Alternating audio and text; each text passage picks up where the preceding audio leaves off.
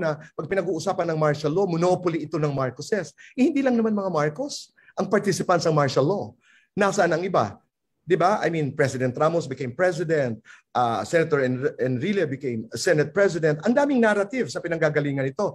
Others became successful, others got lost. But when we talk about the martial law, it is simply about the Marcoses, which I think is a little myopic in that regard, no? So, kailangan tanungin din natin yung hustisya natin. What happened to PCGG? Alam mo ba that there were cases that were acquitted simply because the presentation of evidence was bad or kulang ang evidence, hindi mabasa dahil sa tagal ng kaso. You know, and they were acquitted on this basis. And they were convicted. And what happened? Yung New York case ni Mrs. Marcos where she knelt from the entrance of the altar of St. Patrick's Cathedral ba?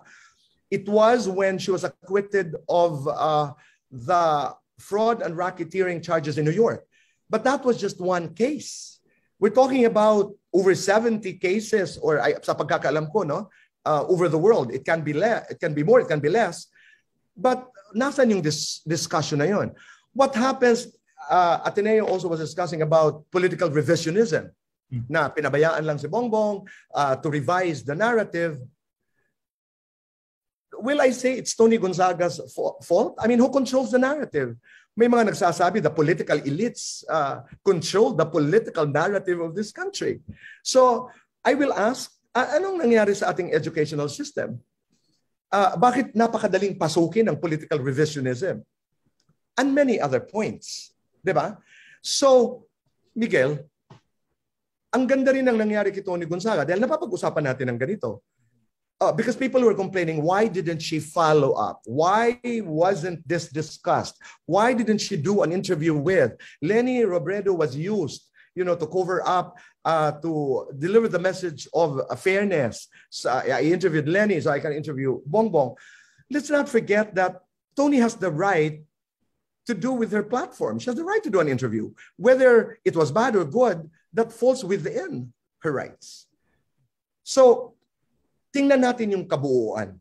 Why wasn't it discussed in that interview? Because that interview was a friendly interview. That interview was not an investigative interview because it was not a contrarian interview.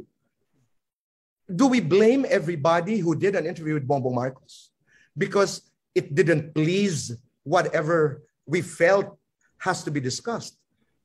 Kung naniniwala kang dapat napaparusahan sila, palagay ko malalim. Go to our justice system. Go to our history. Ano ba talaga ang nangyari? Hanggang ngayon nga, hindi natin alam kung sinong pumatay kay Ninoy Aquino. Ang dami kong tanong tuloy. Kagabi lang, I was reading a book and I want to call some of my friends. I mean, I have historian friends. Kahit yung narrative ng Aguinaldo at saka Bonifacio, that narrative needs some clarity. Sino ba ang ibang bansa? Di ba? May mga Truth Commission, may mga Commission on Human Rights and History, etc. Kailangan magkaisa tayo kung sino ba ang ating dapat paniwalaan. And that's a very difficult question to answer. I was talking, for example, to a friend of mine who's a diehard Marcos supporter. Ayaw naman makinig. Ayaw naman makinig. Ako naman, hindi ako nangangampanya. Sabi ko, just listen to my story. And then I was talking naman to a Leni Robredo supporter who would just say, Marcos, evil, period. I mean, evil incarnate, he was a dictator, he plundered the country, etc., etc.